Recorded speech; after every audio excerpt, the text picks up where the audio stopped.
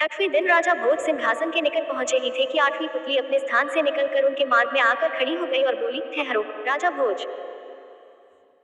सिंहासन पर बैठने से पहले मैं अपने स्वामी महाराजा विक्रमादित्य के अद्वितीय पुरुषार्थ और जनकल्याण भावना से भरी कथा सुनाती हूँ। कथा सुनने के बाद ही तुम विचार करना कि तुम इस सिंहासन पर बैठने के अधिकारी हो या नहीं। पुतली ने राजा भोज को विक्रमादित्य की कथा सुनाई। राजा विक्रमादित्य एक अद्भुत कला पारखी थे। उन्हें श्रेष्ठ कलाकृतियों से अपने महल को सजाने का बहुत शौक था। कलाकृतियों का मूल्य आंक कर बेचने वाले को वे मुंह मांगा दाम देते थे।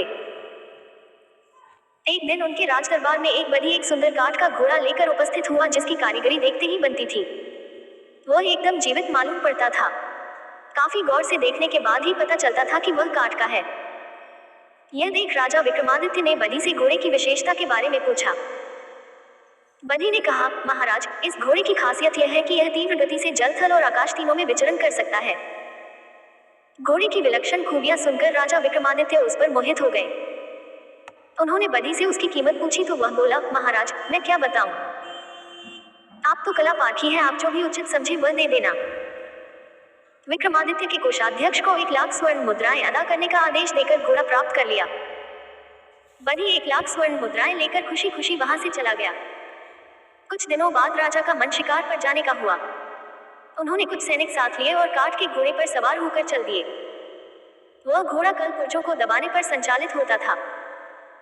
उसकी तेज रफ्तार पर मुग्ध हुए राजा को इस बात का होश भी नहीं रहा कि घोड़े की तेज रफ्तार उन्हें सैनिकों से बहुत आगे ले आई है। राजा ने सोचा कि अब घोड़े को उड़ाकर देखा जाए। कलपुर्जों को दबाते ही घोड़ा आकाश में उड़ने लगा। वह इतनी तेजी से उड़ रहा था कि राजा को उसे संभालना मुश्किल हो गया था। उन्होंने घोड़े को नीचे उतारने के लिए कलपुर्जे दबाए। घोड़ा तेजी से नीचे उतरने लगा। अचानक घोड़े का संतुलन बिगड़ गया और वह एक पेड़ से टकराकर चूर-चूर हो गया।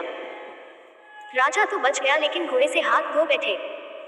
घोड़ा विहीन राजा विक्रमादित्य जंगल में भटकने लगे। तभी उनकी नजर एक सन्यासी की कुटिया पर पड़ी। वे उधर ही चल पड़े। तभी एक बंदरिया उनके सामने कूदी और अपने हाव भाव से कुछ बताने की कोशिश करने लगी, लेकिन विक्रमादित्य कुछ नहीं समझ पाए। भूख और थकान के कारण उनका बुरा हाल था। वे एक वृक्ष पर चढ़ गए और उसके फलों को खाकर अपनी भूख शांत की। फिर वे उसी वृक्ष की एक मोटी शाखा का सहारा लेकर विश्राम करने लगे।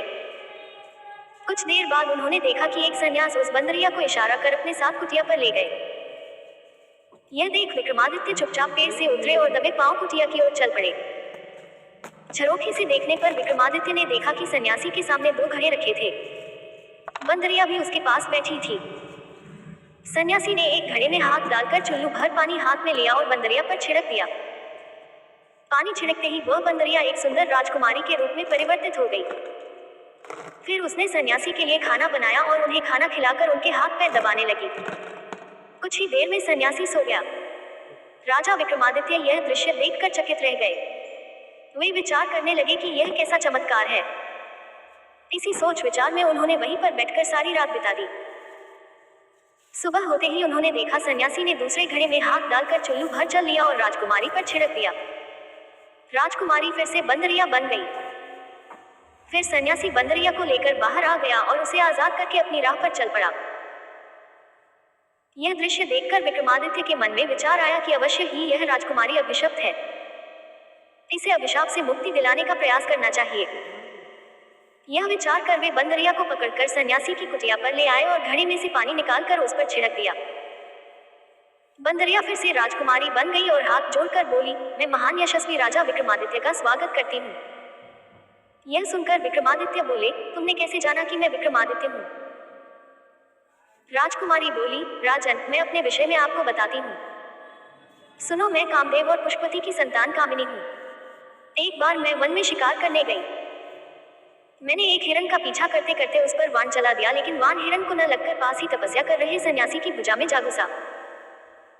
सन्यासी ने क्रोधित होकर मुझे शाप दिया कि मैं आधा समय बंदरिया बनकर और आधा समय एक तपस्वी की सेवा कर अपना जीवन बिताऊंगी। शाप की बात सुनकर मैं उनके सामने रोई गिड़गिड़ाई कि यह सब अनजाने में हुआ है, तो उन्होंने मुझ पर दया करके शाप से मुक्ति का रास्ता बताया। उन्होंने कहा कि राजा विक्रमादित्य आकर तुम्हें शाप से मुक्ति दिलाएंगे तथा तुम्हारा पत्नी के रूप में वरण करेंगे, लेकिन जब तक सन्यासी तुम्हें कोई उपहार न दे तब तक मेरे शाप से मुक्ति नहीं मिलेगी। इसलिए मैं आपको देखते ही पहचान गई थी कि आप ही राजा विक्रमादित्य हैं और मुझे शाप से मुक्ति दिलाने आए हैं। राजकुमारी की सारी बातें सुनने के बाद विक्रमादित्य ने दूसरे घड़े से चुल्लू भर पानी निकालकर राजकुमारी पर छिड़का। राजकुमारी फिर से बंदरिया बन गई। शाम को जब तपस्वी कुटिया में आया तो उसने बंदरिया पर पानी छिड़का। बंदरिया पुनः राजकुमारी में परिवर्तित हो गई। फिर उसने सन्यासी के लिए भोजन बनाया।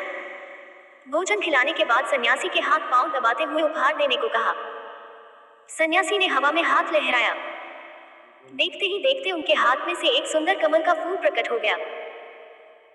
उन्होंने वह फूल राजकुमारी को देते हुए कहा, यह चमत्कारी फूल है, यह हमेशा खिला रहेगा और हर दिन तुम्हें एक रत्न देगा।